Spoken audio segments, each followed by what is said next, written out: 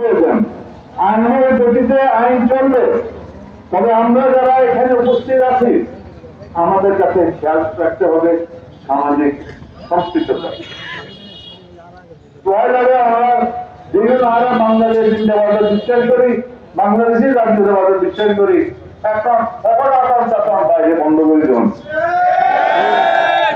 আমরা পকেট নেওয়া তাই পকেট নেওয়া আন্দোলন বিশ্বাস করি, উৎপাদন বিশ্বাস করি, সাংবাদিক বিশ্বাস করেন। ইয়ে নাই নেতৃত্বের হয় না যদি কেউ আর পরিচয় দিয়ে সাংবাদিক করে কত হচ্ছে দমন করি করছে এখনো মাত্র আর কাছে নাই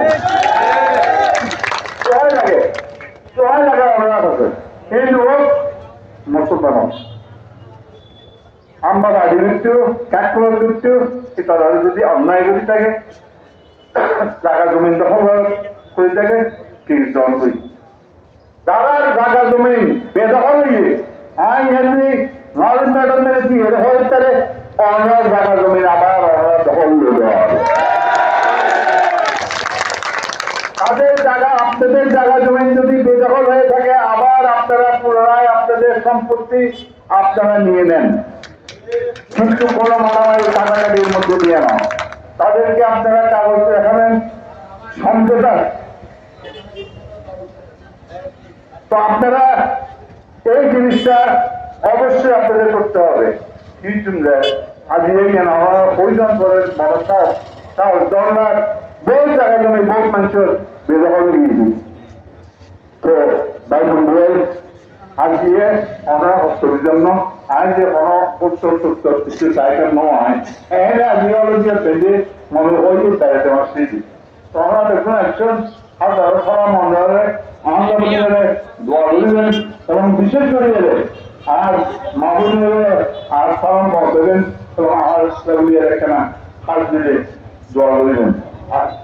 আর উল্লেখ আমার রাতারাতি আবার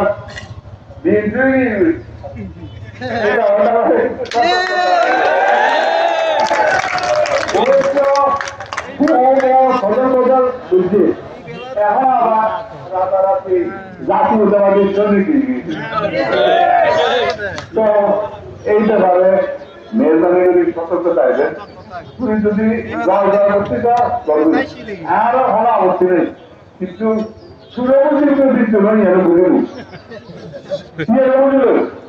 এই দেশের মানুষ আর জয়ের ধ্বনি শুনতে চায় না।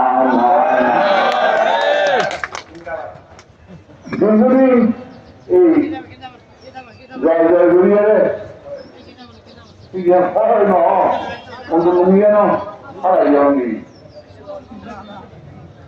পরিশেষে আপনারা যদি মনে করেন আপনারা কেউ যদি মনে করেন আওয়ামী লীগ এই দেশের থেকে বিচারিত হয়েছে, আপনারা যদি কেউ মনে করেন আওয়ামী লীগ এই দেশে পরাজিত হয়েছে, আপনাদের সেটা হলো ভুল ধারণা। শুধু বলতে পারেন আপনাদের সাময়িকভাবে হিন্দুস্তান শেষ পরাজয় হয়েছে, এটা হলো বাস্তব সত্য। আওয়ামী লীগের নয়, এই আওয়ামী লীগকে টিকিয়ে রেখেছিল, এই দলকে টিকিয়ে রেখেছিল আপনার মোদী সরকার।